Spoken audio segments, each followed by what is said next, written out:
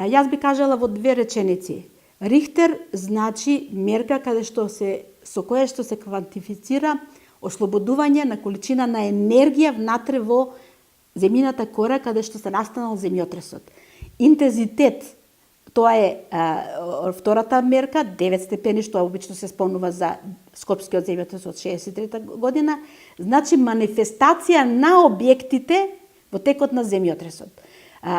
А манифестацијата на објектите во 63 година, која ќе речеме 9 степени, значи колку е тој оштетен, што е оштетено, дали столбови, дали греди, дали преградни зидови и така натаму, така се класифицира.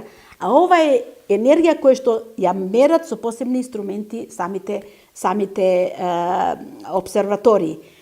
Разликата меѓу нив е логаритамска. Тоа значи дека не може да речеме, меѓутоа некаде 1,5 до 2 е разлика меѓу едните и другите. Скопскиот земјотрес бил 6,1 магнитуда. Значи тоа значи дека ослободена енергија 6,1. Меѓутоа по интензитет 9. Значи тога имаме голема разлика. А сега овде викаме дека магнитудата е 5,3, али интензитетот е негде 6,5-7.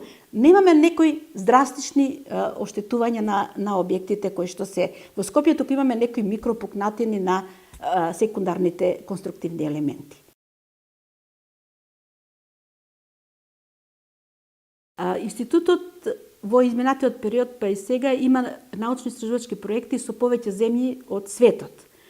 Минатата година имавме проект со Универзитетот во Осијек од Хрватска, кој што беше експериментално испитување на модел на трократна зграда со различни типови на исполна, како се однесува исполната за време на земјотрес, односно преградните зидови кои што се сега предмет и се оштетени голем дел во Скопје.